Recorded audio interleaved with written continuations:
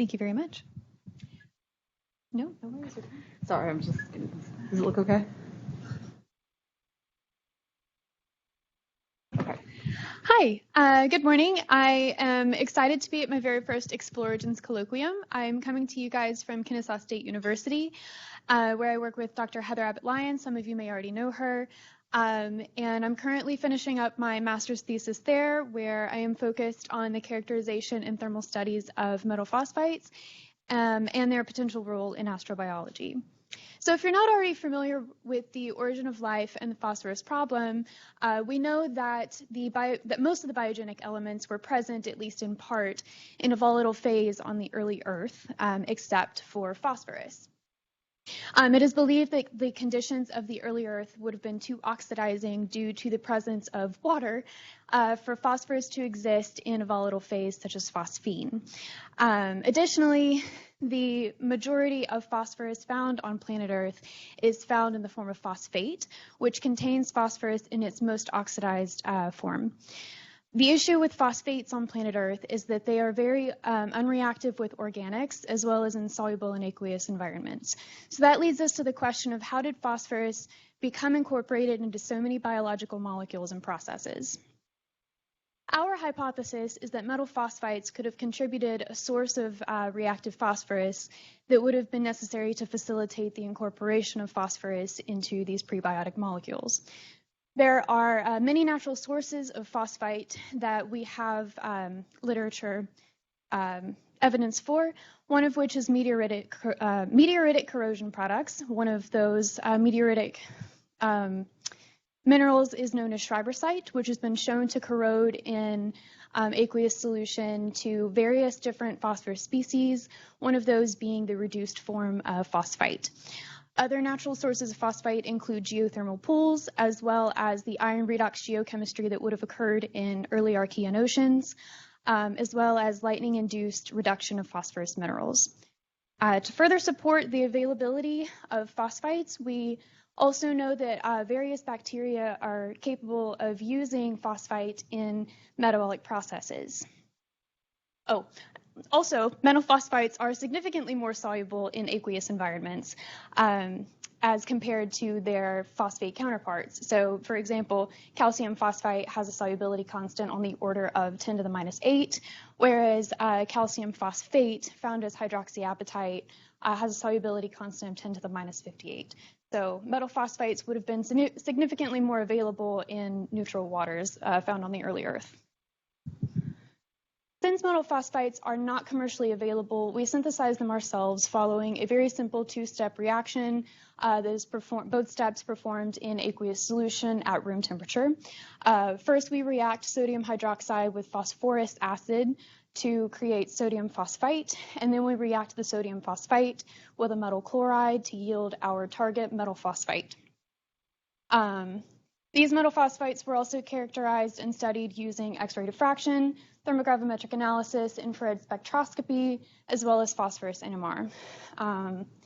Additionally, these metal phosphites were subjected to heating in a nitrogen atmosphere in a tube furnace up to 600 degrees in increments of 100 degrees Celsius. After each target temperature was reached, we would pull the sample and analyze using all of these methods once again. For time's sake, we do have data on all 4 of these metal phosphites, but it is a lot of data, so we're only going to be talking today about calcium phosphite. Following the synthesis of each of the metal phosphites, we characterized them with X-ray diffraction, which provides us information about the chemical composition of our sample. And here I'm showing you the experimental trace shown in black for our synthesized metal phosphite, which appears to agree best with the calcium phosphite standard that's found in the XRD database, shown here to you as the light blue drop lines. And plotted against 2 impurities, calcium phosphate as well as calcium hydroxide. So we were confident that our sample was mostly calcium phosphite, and if any impurities did exist, they were not present in large enough quantities to be detected using XRD. Following doing that, we used thermogravimetric analysis in order to gather some information about the waters of hydration and any oxidation events that would have been occurring in these in calcium phosphite. And thermogravimetric analysis measures changes in the mass of a sample as a function of its temperature. And here I'm showing you a temperature scan of calcium phosphite from 30 to 900 degrees Celsius, performed in both air, shown as the blue trace, as well as argon, shown as a black trace. A couple of things that I wanted to point out here are that we see relatively the same characteristics in the TGA data in both air and argon, the first of which being this, let me use this. The first of which being this significant and rapid mass loss between 200 and 300 degrees Celsius, which is attributed to the loss of waters of hydration of the calcium phosphite. And from this, we can also calculate the number of hydration waters that are in the sample, which were calculated to be 1 in both air and argon. The probably more interesting piece of data here is that in both scans, we see this significant increase in mass in the higher temperature region, which is attributed to oxidation events that are happening. And what was the most interesting to us is that we see relatively the same amount of oxidation in both the argon purge as well as the air purge. So to us, this indicated that whatever oxidation was occurring was not a direct result of oxidation by the O2 molecules that were found in air, but rather from something else. So in order to further investigate the oxidation species, the oxidized species that were being formed, we performed proton-coupled phosphorus NMR on these samples. After they had been dried to each target temperature, all of the samples were prepped at 100 millimolar and pH adjusted to a pH 4 for consistency in comparison. And the key things that I wanted to point out here are that there's no variability between the samples that are the calcium phosphite that had been unheated versus after it had been heated to 200 degrees Celsius. We don't see any new species forming in the phosphorus NMR there. However, at 300 degrees Celsius, we see the presence of an oxidized species form, phosphate.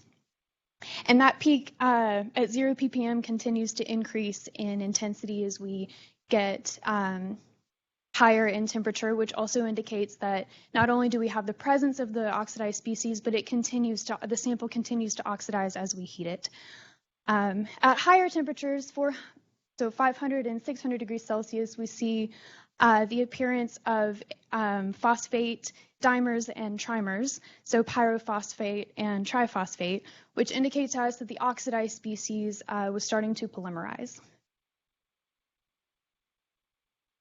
After running some longer phosphorus NMR experiments, we were able to resolve a few more peaks between -3 and -8 ppm, which have been assigned to pyrophosphite peaks. And pyrophosphite is a dimer of the reduced form of phosphorus that is phosphite. So our major takeaways from the NMR data are that we not only have oxidation occurring, but we also have polymerization occurring at the exact same temperature. So we have 2 different processes happening at the same time. And if we look at the infrared region that's associated with the stretching modes for the PO3 for the phosphite ion, we can see that at 300, 400, and 500 degrees, we see some significant changes in the features that are associated with the PO3 stretching modes. This further corroborates with the temperatures that we saw oxidized and polymerized species starting to form in the NMR. So we ran a series of isothermal experiments. I've only shown you a selection here because we do have quite a bit of data on this. And I know that there's a lot going on in this slide, so I just want to draw your attention to a few things. One, we know that we have quite a bit of variability in the amount of oxidation seen, even at the same isothermal temperature. However, when we pre-dry one of our samples to 300 degrees in a tube furnace before performing an isothermal experiment, we see little to no oxidation occurring after the waters of hydration have been driven off. This was really interesting to us.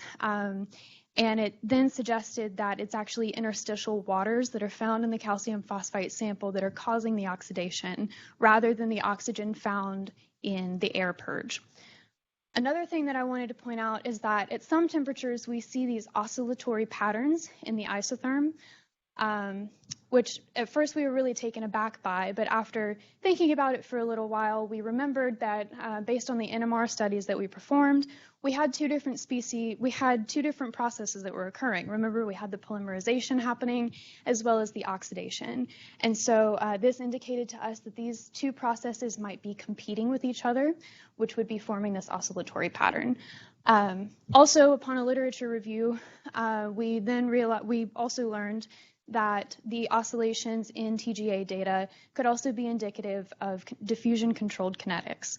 So we wanted to test for this, of course. So we took one of our samples and sieved it to a relatively uniform particle size before performing the isotherm, and we see that those oscillations have now been diminished.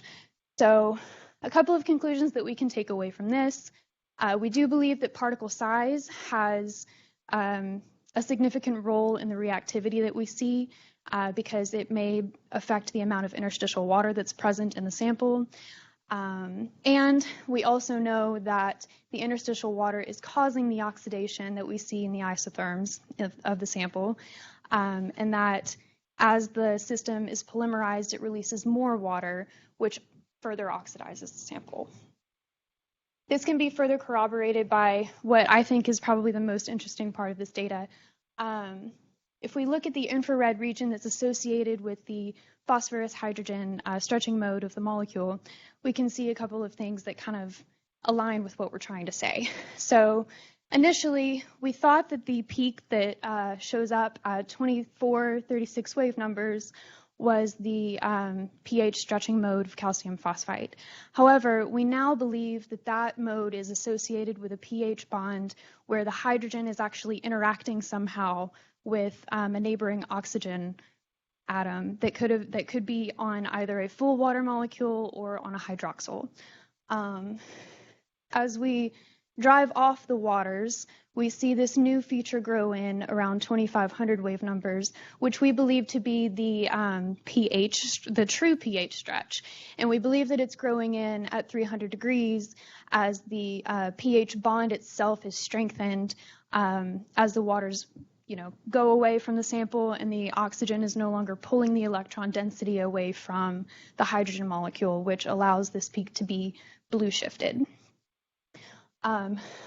However, one thing that we do find is interesting, which kind of aligns with the data that we gathered on the TGA, is that initial peak that we attributed to being the pH stretch is retained in the sample, which tells us that there is still some form of water being retained in the sample up to 500 degrees Celsius, whether it be a full water molecule or in the form of a hydroxyl.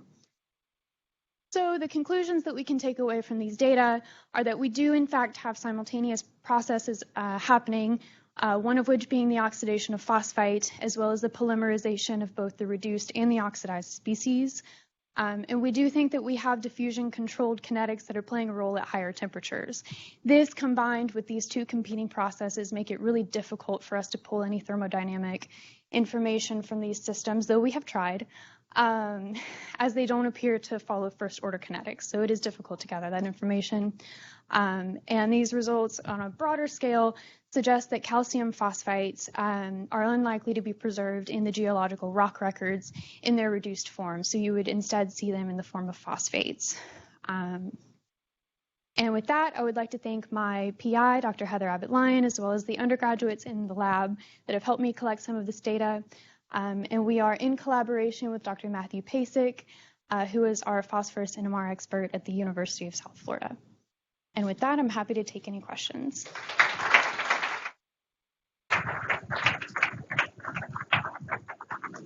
Fantastic.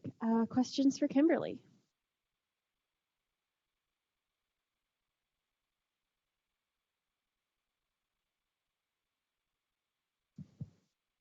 Hey, so I'm just wondering how interesting is it from the perspective of interesting things that the phosphites can do, that just accidentally doing an experiment, you started getting oscillatory dynamics. Does that suggest that these things can do interesting chemistry? That there's because I'm not familiar with this chemistry. Is it interesting that just accidentally you started seeing strange dynamics?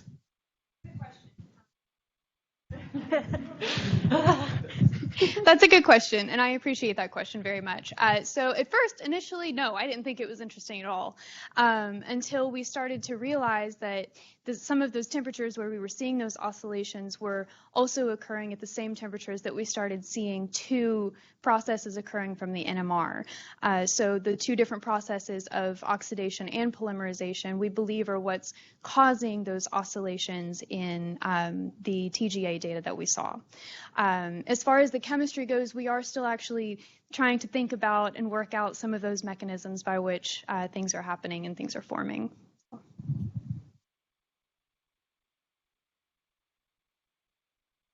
Awesome. Well, thank you so much, Kimberly. Thank you. And we'll be taking a break now, and we'll see you all at 11:05.